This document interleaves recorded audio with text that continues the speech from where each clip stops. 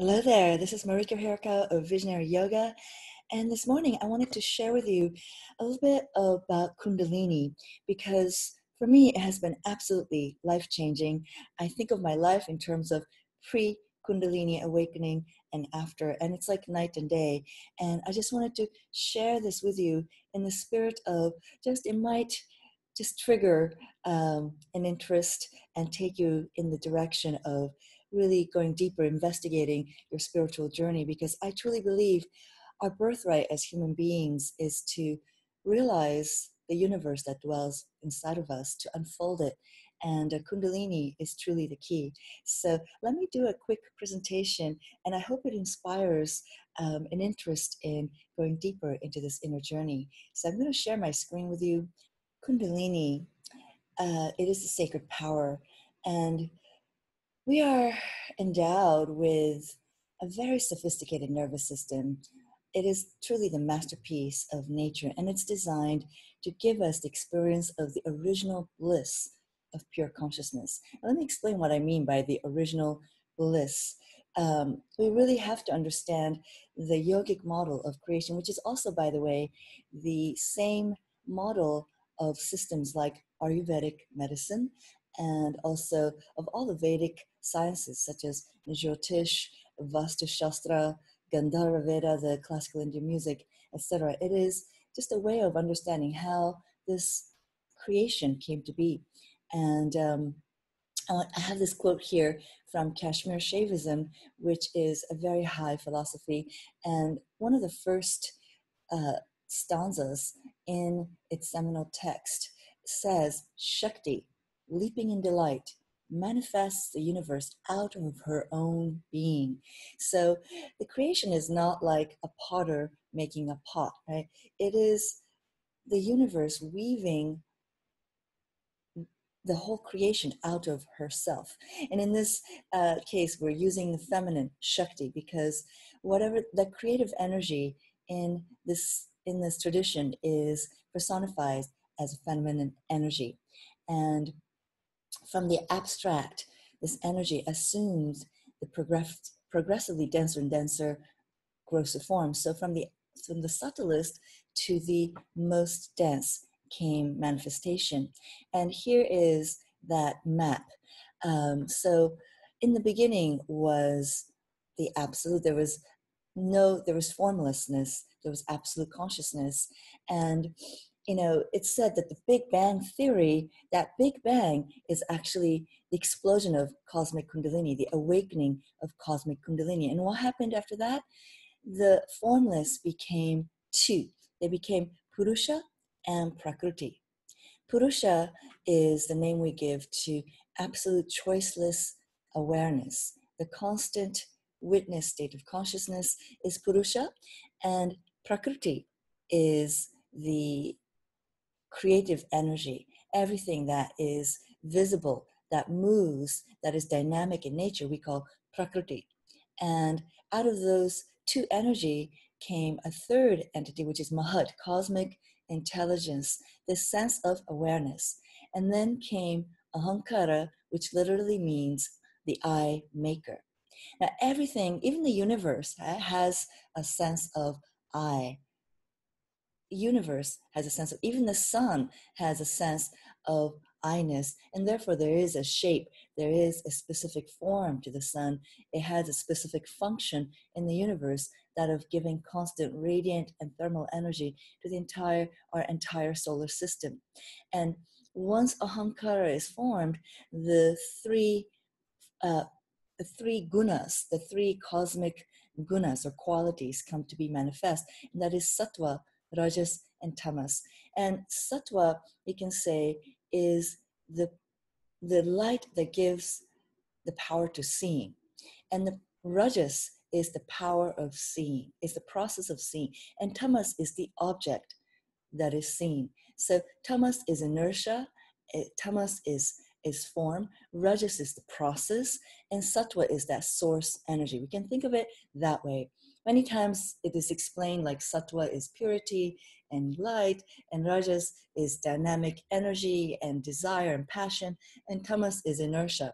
That is also a way to understand it. But I like to understand it in this way. Sattva is the pure consciousness that gives power to seeing. Rajas is the process of seeing, the dynamic process. Tamas is the object of seeing. And these three energies combined gives rise to the five sensory faculties. This we call jnanendriyas, the sense of sight, the sense of touch, the sense of tasting, the sense of smell, right, the sense of hearing. All these five doorways of perception we call jnanendriyas. And the five organs are the organs of grasping, the hands, the locomotion, the feet, the speech organ, the procreation, uh, and the motor organ of excretion. So these five motor organs comprise karmendriyas, the organs of action.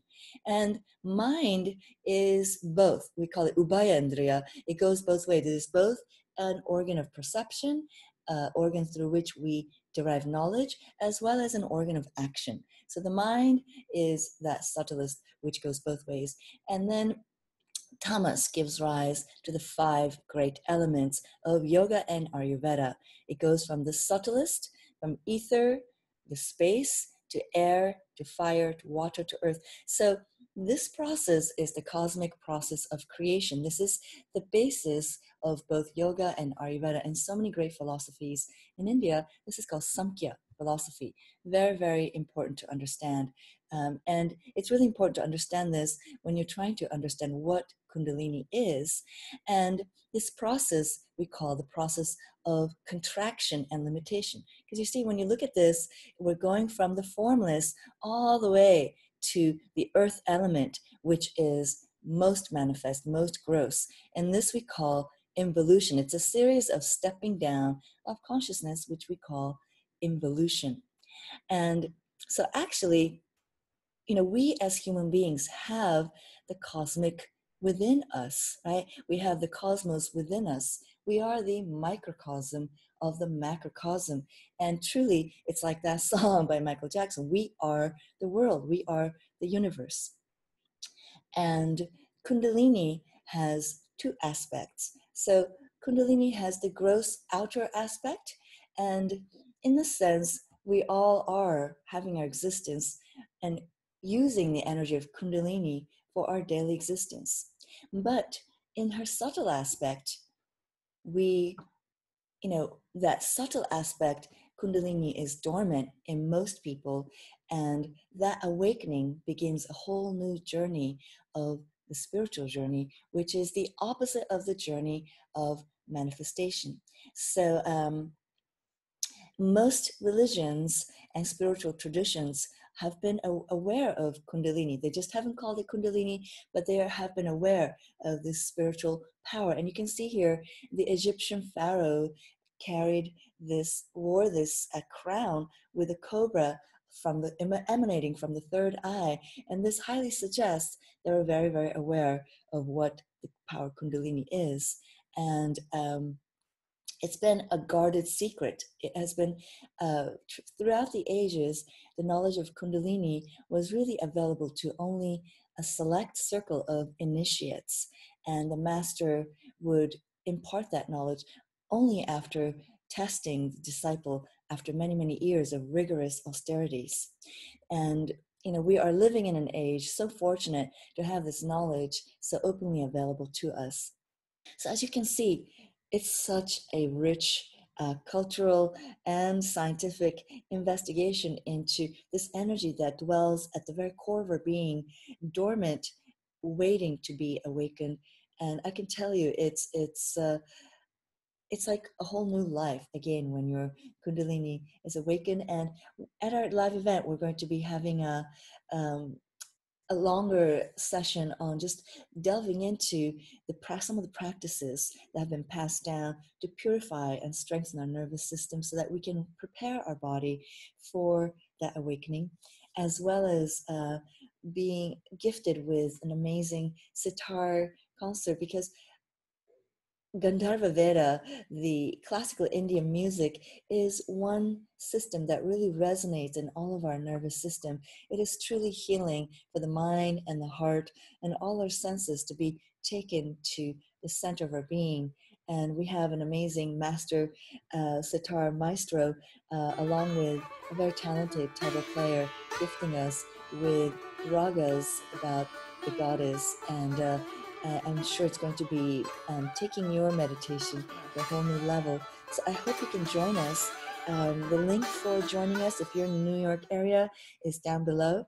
And if you have any questions, feel free to reach out to me via Facebook, and I'd be happy to answer any questions. It'll be a time of coming together as a sacred circle and be initiated into this knowledge of Kundalini. We'll be serving delicious Ayurvedic meal, and it will be really a time of deep dive celebration of the inner dimension of yoga, because there's lots of external yoga events happening out there, but I wanted this to be a time of really awakening to the inner path. So I hope you can join us. I hope this was this whet your appetite into making that inner journey, and can't wait to share more with you. Thank you for joining me. Namaste.